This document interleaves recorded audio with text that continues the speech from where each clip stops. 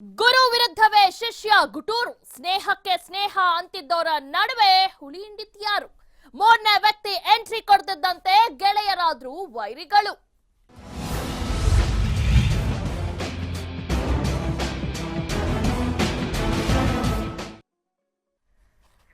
ಕುಚುಕು ಗೆಳೆಯರು ಹಾಲಿ ಶಾಸಕರು ಕೂಡ ಹೌದು. ಸ್ನೇಹಕ್ಕೆ ಸ್ನೇಹ, ಪ್ರೀತಿಗೆ ಪ್ರೀತಿ ಅನ್ನೋರ ಮಧ್ಯೆ ಈಗ ಬಿರುಕು ಕಾಣಿಸಿಕೊಂಡಿದೆ. ಅದು ಸಂಬಂಧಪಟ್ಟಂತೆ ಬ್ರೇಕಿಂಗ್ ನ್ಯೂಸ್ ಬರ್ತಿದೆ.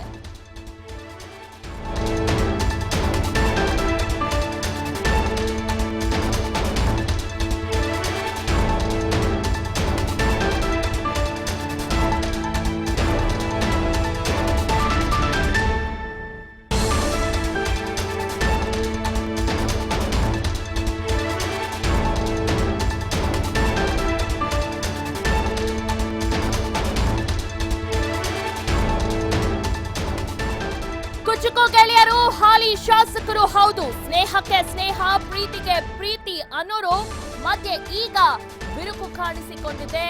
ಆ ಇಬ್ಬರು ಪ್ರೀತಿ ಅಂದ್ರೆ ಅವರಿಬ್ಬರ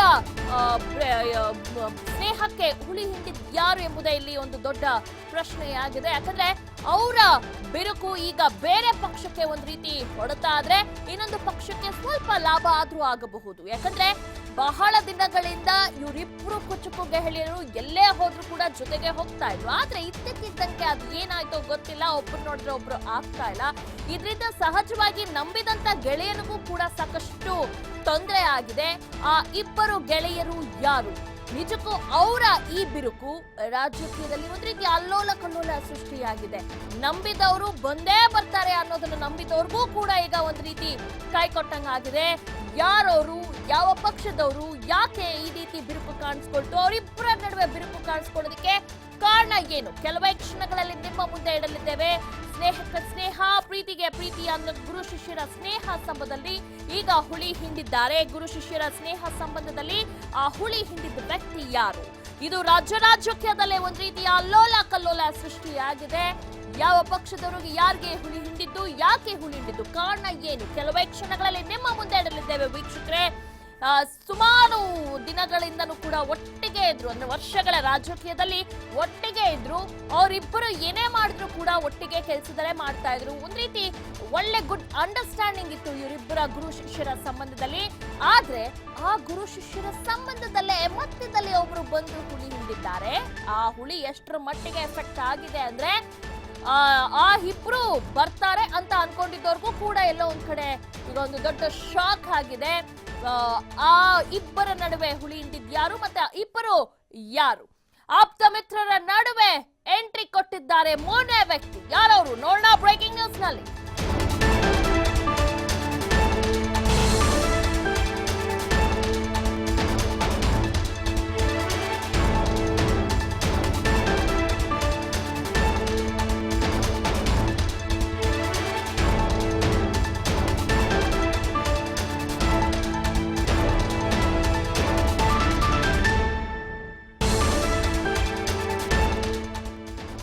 ಆಪ್ತ ಮಿತ್ರರ ನಡುವೆ ಮೂರನೇ ವ್ಯಕ್ತಿ ಎಂಟ್ರಿ ಕೊಟ್ಟಿದ್ದಾರೆ. ಆ ಮೂರನೇ ವ್ಯಕ್ತಿ ಯಾರು? ಆ ಪ್ರಭಾವಿ ರಾಜಕಾರಣಿಯಿಂದಲೇ ಇಬ್ಬರ ಸ್ನೇಹ ಹಾಳಾಗ್ತಾ ಇದೆಯಂತೆ. ಅಂದ್ರೆ ಅವರಿಬ್ಬರ ನಡುವೆ ಒಂದು ಸ್ನೇಹ, ಪ್ರೀತಿ, ಗೌರವ, ಗುರು ಶಿಷ್ಯರ ಸಂಬಂಧ ಎಲ್ಲಾ ಇತ್ತು. ಅವರಿಬ್ಬರ ನಡುವೆ ಮೂರನೇ ವ್ಯಕ್ತಿ ಎಂಟ್ರಿ ಕೊಟ್ಟಿದ್ದಾರೆ. ಏನೇ ಆಗ್ಲಿ ಸ್ನೇಹಿತರಲ್ಲಿ ಒಂದು ಮೂರನೇ ವ್ಯಕ್ತಿ ಎಂಟ್ರಿ ಕೊಟ್ರೆ ಏನಾಗುತ್ತೆ ಅನ್ನೋದು ನಮ್ಮ ನಿಜ ಜೀವನದಲ್ಲೂ ನೋಡಿದ್ರೆ, ಅದೇ ರೀತಿ ರಾಜಕೀಯದಲ್ಲೂ ಕೂಡ ಒಬ್ರು ಮೂರನೇ ವ್ಯಕ್ತಿ ಎಂಟ್ರಿ ಕೊಟ್ಟರಂತೆ. ಆ ಮೂರನೇ ವ್ಯಕ್ತಿ ಎಂಟ್ರಿ ಕೊಡ್ತಿದ್ದಂಗೆ ಅವರಿಬ್ಬರ ನಡುವೆ ಬಿರುಕು ಕಾಣಿಸ್ಕೊಂಡಿದೆ. ನಿಜಕ್ಕೂ ಒಂದ್ ರೀತಿ ಏನ್ ಲೆಕ್ಕಾಚಾರಗಳ ಹಾಕೊಂಡಿದ್ರು ರಾಜಕೀಯದಲ್ಲಿ ಅದೆಲ್ಲವೂ ಕೂಡ ಉಲ್ಟಾ ಪಲ್ಟಾ ಆಗಿದೆ. ಇದು ಸಹಜವಾಗಿ ಒಂದು ಪಕ್ಷಕ್ಕೆ ಹೊಡೆತಾ, ಇನ್ನೊಂದು ಪಕ್ಷಕ್ಕೆ ಲಾಭ ಅಂತಾನೆ ಹೇಳಬಹುದು. ಆ ಮೂರನೇ ವ್ಯಕ್ತಿ ಬಹಳ ದಿನಗಳಿಂದಾನೇ ಪ್ಲಾನ್ ಮಾಡ್ಕೊಂಡಿದ್ರಂತೆ, ಏನಾದ್ರೂ ಮಾಡಿ ಇವ್ರಿಗೇನಾದ್ರೂ ಮಾಡ್ಬೇಕಲ್ಲ ಅಂತ. ಅದೆಲ್ಲ ಒಂದ್ ಕಡೆ ಆ ಪ್ಲಾನ್ ವರ್ಕೌಟ್ ಆಗ್ತಾ ಇದೆ. ಆ ಮೂರನೇ ವ್ಯಕ್ತಿ ಅಂತಿದ್ದರಲ್ಲ, ರಾಜಕೀಯದಲ್ಲಿ ಸಾಕಷ್ಟು ಲೆಕ್ಕಾಚಾರವನ್ನೇ ಹಾಕೊಂಡು ಈ ರೀತಿ ಕೆಲಸವನ್ನ ಮಾಡ್ತಾರೆ. ಬಹಳ ಬೇಗ ಮನವೊಲಿಸ್ತಾರೆ, ಅದು ಬಹಳ ಬೇಗ ಒಂದು ಸ್ಟ್ರಾಟಜಿಯನ್ನ ಮಾಡ್ತಾರೆ. ಆ ಮೂರನೇ ವ್ಯಕ್ತಿ ಯಾರಿರಬಹುದು?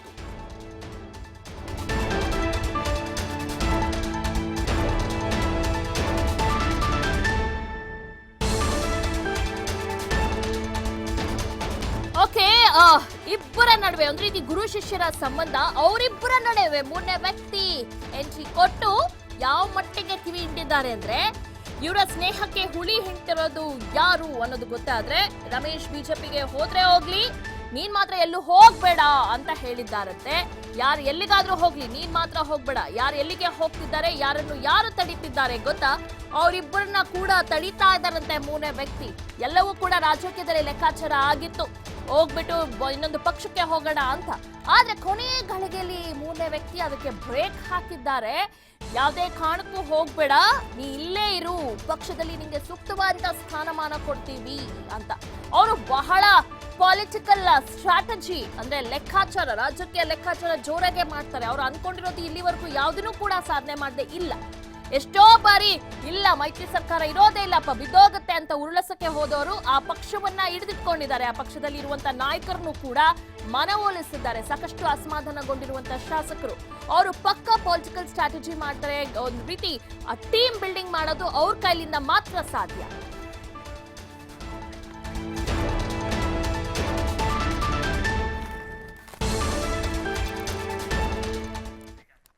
ಓಕೆ, ಇವರಿಬ್ಬರ ಗುರು ಶಿಷ್ಯರ ನಡುವೆ ಮೂರನೇ ವ್ಯಕ್ತಿ ಎಂಟ್ರಿ ಕೊಟ್ಟಿದ್ದು ಯಾರು ಮತ್ತು ಅವ್ರು ಯಾಕಾಗಿ ಈ ರೀತಿ ಮಾಡಿದ್ರು, ಇದೆಲ್ಲವನ್ನು ನೋಡೋಣ ಮತ್ತೊಂದು ಬ್ರೇಕಿಂಗ್ ನ್ಯೂಸ್ ನಲ್ಲಿ.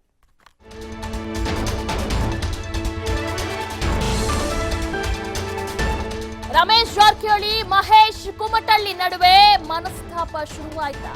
ಇಬ್ಬರ ಸ್ನೇಹಕ್ಕೆ ಹುಳಿ ಹಿಂಡ್ತಿರೋದು ಮಾಜಿ ಸಿಎಂ ಸಿದ್ದರಾಮಯ್ಯನ.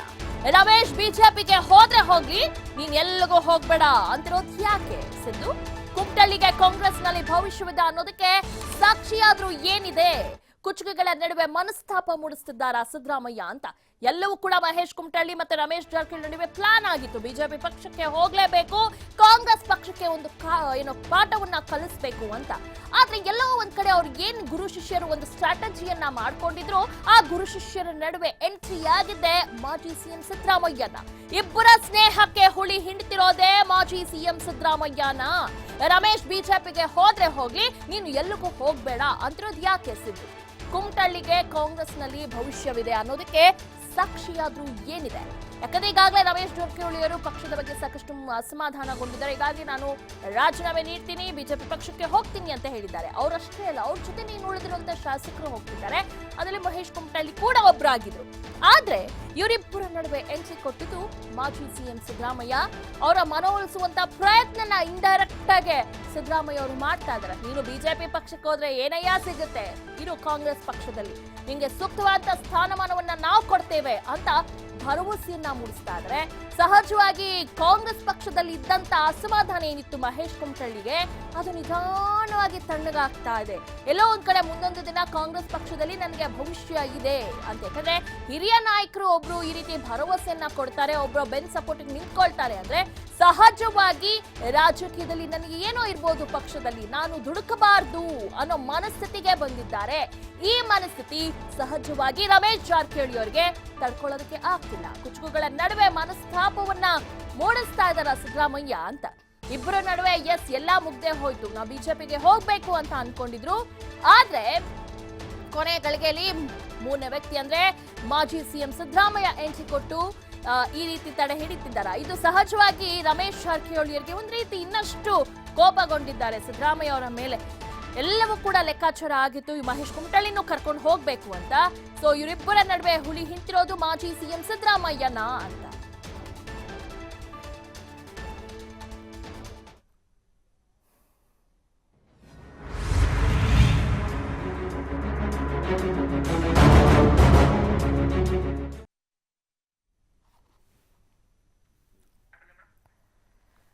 ಓಕೆ, ಕುಚುಕು ಗೆಳೆಯರು ಮತ್ತು ಹಾಲಿ ಶಾಸಕರು, ಹೌದು, ಅವರಿಬ್ಬರ ನಡುವೆ ಈಗ ಮನಸ್ತಾಪ ಮೂಡಿದೆ. ಇಬ್ರು ಕೂಡ ಏನೇ ಒಂದು ರಾಜಕೀಯ ಲೆಕ್ಕಾಚಾರ ಮಾಡಿದ್ರು ಕೂಡ ರಮೇಶ್ ಜಾರಕಿಹೊಳಿ ಮಹೇಶ್ ಕುಮಟಳ್ಳಿ ಒಟ್ಟಾಗೆ ಮಾಡ್ತಾ ಇದ್ರು. ಅದು ಗುರು ಶಿಷ್ಯರ ಸಂಬಂಧ. ಆದ್ರೆ ಗುರು ಶಿಷ್ಯರ ನಡುವೆ ಮೂರು ವ್ಯಕ್ತಿ ಎಂಟ್ರಿ ಕೊಟ್ಟಿದ ತಕ್ಷಣ ಸಹಜವಾಗಿ ಆ ರಾಜಕೀಯ ಲೆಕ್ಕಾಚಾರಗಳು ಅಥವಾ ನಾವು ಸಿಚುವೇಶನ್ಸ್ ಅಂತ ಏನ್ ಕರಿತೀವಿ ಅದಕ್ಕೆಲ್ಲವೂ ಸಂಪೂರ್ಣವಾಗಿ ಬದಲಾಗಿದೆ. ಇದರಿಂದ ನಂಬಿದಂತ ಗುರು, ನನ್ನ ಶಿಷ್ಯ ಬಂದೇ ಬರ್ತಾನೆ, ಎಲ್ಲಿ ಹೋದ್ರು ನನ್ನ ಜೊತೆ ಇರ್ತಾನೆ ಅಂತ ನಂಬಿದಂತ ಗುರುಗೆ ಈಗ ಒಂದು ದೊಡ್ಡ ಹೊಡೆತ ಆಗಿದೆ. ಹೀಗಾಗಿ ಏನ್ ಮಾಡ್ಬೇಕು, ಇದ್ರ ಮಧ್ಯೆ ಯಾಕೆ ಹುಳಿಂತಿರೋದು ಅನ್ನೋದ್ರ ಬಗ್ಗೆ ಸಹಜವಾಗಿ ರಮೇಶ್ ಜಾರಕಿಹೊಳಿ ಸ್ವಲ್ಪ ಅಸಮಾಧಾನಗೊಂಡಿದ್ದಾರೆ. ಹೀಗಾಗಿ ಸಿದ್ದರಾಮಯ್ಯನವರು ಈಗಾಗಲೇ ಮಹೇಶ್ ಕುಮಟಳ್ಳಿ ಬ್ರೈನ್ ವಾಶ್ ಮಾಡಕ್ಕೆ ಹೊರಟಿದ್ದಾರೆ. ನೀನು ಬಿಜೆಪಿ ಪಕ್ಷಕ್ಕೆ ಹೋಗ್ತೀಯ ಸರಿ ರಮೇಶ್ ಜಾರಕಿಹೊಳಿ ಜೊತೆ, ಆದ್ರೆ ನಿಂಗೆ ಬಿಜೆಪಿ ಪಕ್ಷದಲ್ಲಿ ಸೂಕ್ತವಾದ ಸ್ಥಾನಮಾನ ಸಿಗುತ್ತೆ ಅಂತ ನಿಂಗೆ ನಂಬಿಕೆ ಇದೆಯಾ? ಹೋದೆ ಅಂತಾನೆ ಇಟ್ಕೋ, ಆದ್ರೆ ಏನ್ ಮಾಡ್ತಾರೆ, ಒಂದು ವೇಳೆ ನಿನ್ನ ಸೈಡ್ ಗುಂಪು ಮಾಡಿದ್ರೆ ಏನ್ ಮಾಡ್ತೀಯಾ ಅಂತ ಹೀಗೆ ಸಾಕಷ್ಟು ಪ್ರಶ್ನೆಗಳನ್ನ ಮಹೇಶ್ ಕುಮಟಳ್ಳಿ ಮುಂದೆ ಇಟ್ಟಿದ್ದಾರೆ. ಸಹಜವಾಗಿ ಈ ರೀತಿ ಪ್ರಶ್ನೆಗಳನ್ನ ಒಬ್ಬ ಹಿರಿಯ ನಾಯಕರು ಇಡ್ತಾರೆ ಅಂದ್ರೆ ಅವರು ಸ್ವಲ್ಪ ಯೋಚನೆ ಮಾಡೇ ಮಾಡ್ತಾರೆ. ಓಕೆ, ಈಗ ನಾನು ಹೋದ್ರೂ ಕೂಡ ಪಕ್ಷಕ್ಕೆ ನನಗೆ ತಕ್ಷಣವೇ ಒಂದು ಸಚಿವ ಸ್ಥಾನವನ್ನ ನೀಡ್ತಾರಾ, ಮುಂದೆ ಏನಾಗಬಹುದು ಬಿಜೆಪಿ ಪಕ್ಷದಲ್ಲಿ, ಒಂದ್ ವೇಳೆ ನಂಗೆ ಅದು ಸಿಗ್ಲಿಲ್ಲ ಅಂದ್ರೆ ಆ ಪಕ್ಷದಲ್ಲಿ ಇದ್ದುಕೊಂಡು ಎಲ್ಲೋ ಒಂದ್ ಕಡೆ ಕಾಂಗ್ರೆಸ್ ಪಕ್ಷದ ಮೇಲೆ ಮತ್ತೊಮ್ಮೆ ಆ ನೋವಾಗಬಹುದು, ಅಯ್ಯೋ ನನ್ನ ಪಕ್ಷದಲ್ಲೇ ಇರಬಹುದು ಅಂತ ಅನ್ಸಬಹುದು ಅನ್ನೋ ನಿಟ್ಟಿನಲ್ಲಿ ಈಗ ಸಿದ್ದರಾಮಯ್ಯ ಸಂಪೂರ್ಣವಾಗಿ ಒಂದಷ್ಟು ಪ್ರಶ್ನೆಗಳನ್ನ ಅವನ ಮುಂದೆ ಇಟ್ಟು ಯೋಚನೆ ಮಾಡಿ ಅಂತ ಹೇಳಿದ್ದಾರೆ. ಅವರ ಮಾತುಗಳು ಎಲ್ಲೋ ಒಂದ್ ಕಡೆ ಮಹೇಶ್ ಕುಮಟಳ್ಳಿ ಅವರು ಕೋಪ ಏನಿತ್ತು ಈ ಹಿಂದೆ ಕಾಂಗ್ರೆಸ್ ಪಕ್ಷದ ಮೇಲೆ ಅದು ನಿಧಾನವಾಗಿ ತಣ್ಣಗಾಗ್ತಾ ಇದೆ.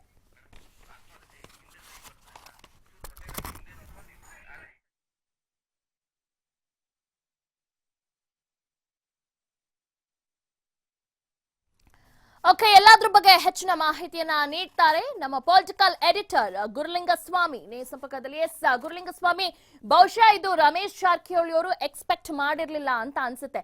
ಗುರು ಎಲ್ಲ ಹೋಗ್ತಾರೆ, ಸಹಜವಾಗಿ ಶಿಷ್ಯರು ಬರ್ತಾರೆ ಅನ್ನೋ ಲೆಕ್ಕಾಚಾರದಲ್ಲಿದ್ರು. ಆದ್ರೆ ಈ ಎಲ್ಲ ಲೆಕ್ಕಾಚಾರಗಳನ್ನು ಸಿದ್ದರಾಮಯ್ಯ ಉಲ್ಟಾ ಮಾಡ್ತಾ ಇದ್ದಾರೆ, ಹೌದಾ? ದಿವ್ಯಾ, ಖಂಡಿತವಾಗಿಯೂ ಸಿದ್ದರಾಮಯ್ಯ ಕಾಂಗ್ರೆಸ್ ಪಕ್ಷದ ಮೇಲೆ ತಮ್ಮ ಹಿಡಿತವನ್ನು ಸಾಧಿಸಿದ್ದಾರೆ ಅಂತಂದ್ರೆ ತಪ್ಪಲ್ಲ. ಕಾಂಗ್ರೆಸ್ ಪಕ್ಷದ ಯಾವುದೇ ಶಾಸಕರು ತಮ್ಮ ಪಕ್ಷದಲ್ಲಿಯೇ ಇರಬೇಕು, ಯಾವುದೇ ಕಾರಣಕ್ಕೂ ಭಾರತೀಯ ಜನತಾ ಪಕ್ಷದ ಆಪರೇಷನ್ ಕಮಲಕ್ಕೆ ಒಳಗಾಗಬಾರ್ದು ಅನ್ನೋದು ಸಿದ್ದರಾಮಯ್ಯ ಅವರ ವಾದ ಆಗಿದೆ, ಮತ್ತು ನಿಲುವು. ಆ ನಿಲುವಿಗೆ ಬದ್ಧವಾಗಿರುವಂಥ ಸಿದ್ದರಾಮಯ್ಯ ಯಾರೇ ಆಪರೇಷನ್ ಕಮಲಕ್ಕೆ ಒಳಗಾಗ್ತಾರೆ ಅನ್ನುವಂತಹ ಆರೋಪಗಳಿದೆ, ಅಂಥವ್ರನ್ನ ಕರೆದು ಮಾತಾಡುವಂಥ ಪ್ರಯತ್ನವನ್ನು ಈ ಹಿಂದೆಯೂ ಮಾಡಿದ್ದಾರೆ, ಈಗಲೂ ಸಹಿತ ಮಾಡ್ತಾ ಇದ್ದಾರೆ. ರಮೇಶ್ ಜಾರಕಿಹೊಳಿ ಜೊತೆಗೆ ಅತ್ಯಂತ ನಿಕಟ ಸಂಪರ್ಕವನ್ನು ಹೊಂದಿರುವಂತಹ ಮಹೇಶ್ ಕುಮಟಳ್ಳಿ ಅವರು ಭಾರತೀಯ ಜನತಾ ಪಕ್ಷಕ್ಕೆ ಹೋಗ್ತಾರೆ ಅನ್ನುವಂಥದ್ದು ಬಹುತೇಕವಾಗಿ ಎಲ್ಲರ ಬಾಯಿಂದ ಕೇಳಿಬರ್ತಾ ಇತ್ತು. ಈ ನಡುವೆ ಅವರು ವಿಪ್ ಜಾರಿ ಹಿನ್ನೆಲೆಯಲ್ಲಿ ಮತ್ತು ತಮ್ಮ ಶಾಸಕತ್ವ ಅನರ್ಹ ಆಗುತ್ತೋ ಅನ್ನುವಂತಹ ಭಯದ ಹಿನ್ನೆಲೆಯಲ್ಲಿ ಅವರು ವಿಧಾನಸಭೆ ಅಧಿವೇಶನಕ್ಕೆ ಬಂದರು. ನಿನ್ನೆ ವಿಧಾನಸಭೆ ಮೊಗಸಾಲೆಯಲ್ಲಿ ಮಹೇಶ್ ಕುಮಟಳ್ಳಿ ಜೊತೆಗೆ ಸಿದ್ದರಾಮಯ್ಯ ಅವರು ವೈಯಕ್ತಿಕವಾಗಿ ಕರೆದು ಮಾತಾಡಿದರು. ಈ ಸಂದರ್ಭದಲ್ಲಿ ಹಲವು ಸಚಿವರು ಸಹಿತ ಉಪಸ್ಥಿತರಿದ್ದರು. MB ಪಾಟೀಲ್, ಅಶೋಕ್ ಪಟ್ಟಣ್ ಅವರೆಲ್ಲರೂ ಉಪಸ್ಥಿತರಿದ್ದರು. ಆ ಸಂದರ್ಭದಲ್ಲಿ ಮಹೇಶ್ ಕುಮಟಳ್ಳಿ ಅವರಿಗೆ ಸಿದ್ದರಾಮಯ್ಯ ಹೇಳಿದ್ದು ಒಂದೇ ಒಂದು ವಿಷಯ: ಭಾರತೀಯ ಜನತಾ ಪಕ್ಷಕ್ಕೆ ಹೋದರೆ ನಿನಗೇನೂ ಸಿಗೋದಿಲ್ಲ, ಕಾಂಗ್ರೆಸ್ ಪಕ್ಷದಲ್ಲಿದ್ದರೆ ನಿನಗೆ ಏನಾದರೂ ಸಹಾಯ ಬೇಕು ಅಂದರೆ ನಾನು ಮಾಡ್ತೀನಿ, ಯಾವುದೇ ಕಾರಣಕ್ಕೂ ಭಾರತೀಯ ಜನತಾ ಪಕ್ಷಕ್ಕೆ ಹೋಗಬೇಡ ಅನ್ನುವಂತಹದನ್ನು ನೇರವಾಗಿ ಕುಮಟಳ್ಳಿ ಅವರಿಗೆ ಹೇಳಿದ್ದಕ್ಕೆ TV5 ಸಾಕ್ಷಿಯಾಗಿದೆ. ಹಾಗಾಗಿ ಮಹೇಶ್ ಕುಮಟಳ್ಳಿ ಮತ್ತು ರಮೇಶ್ ಜಾರಕಿಹೊಳಿ ಮಧ್ಯೆ ಇದ್ದಂತಹ ಏನು ಸಂಬಂಧ ಇತ್ತು, ಆ ಸಂಬಂಧ, ಈ ರಾಜಕೀಯ ಸಂಬಂಧ ಏನಿತ್ತು, ಆ ರಾಜಕೀಯ ಸಂಬಂಧಕ್ಕೆ ಅವರು ಪೆಟ್ಟು ನೀಡುವಂತಹ ಪ್ರಯತ್ನವನ್ನು ಮಾಡಿದ್ದಾರೆ. ರಾಜಕೀಯವಾಗಿ ರಮೇಶ್ ಜಾರಕಿಹೊಳಿ ಅವರು ಭಾರತೀಯ ಜನತಾ ಪಕ್ಷಕ್ಕೆ ಹೋದರೆ ಹೋಗಲಿ ಅನ್ನುವಂಥ ಮಾತನ್ನು ಸಹಿತ ಹೇಳಿದ್ದಾರೆ. ಅಂದರೆ ರಮೇಶ್ ಜಾರಕಿಹೊಳಿ ಕಾಂಗ್ರೆಸ್ ಬಿಟ್ಟು ಹೋಗೋದು ಬಹುತೇಕ ಖಚಿತ ಅಂತಲೇ ಸಿದ್ದರಾಮಯ್ಯ ಅವರ ಲೆಕ್ಕಾಚಾರ. ಹಾಗಾಗಿ ಒಂದು ವಿಕೆಟ್ ಹೋದ್ರೂ ಸಹಿತ ಇನ್ನೊಂದು ವಿಕೆಟನ್ನು ಉರುಳಿಸಬಾರ್ದು, ಆ ವಿಕೆಟ್ ನಮ್ಮ ಹತ್ರ ಇಟ್ಕೋಬೇಕು ಅನ್ನೋದು ಸಿದ್ದರಾಮಯ್ಯ ಅವರು ವಾದ. ಅದಕ್ಕೆ ನೀವು ನನ್ನ ಹತ್ರ ಇರಿ, ಕಾಂಗ್ರೆಸ್ ಪಕ್ಷದಲ್ಲಿ ಇರಿ ಅನ್ನುವಂಥ ಬುದ್ಧಿವಾದನ ಹೇಳಿದ್ದಾರೆ. ದಿವ್ಯಾ, ಓಕೆ, ಧನ್ಯವಾದಗಳು ತಮ್ಮೆಲ್ಲ ಮಾಹಿತಿಗಾಗಿ.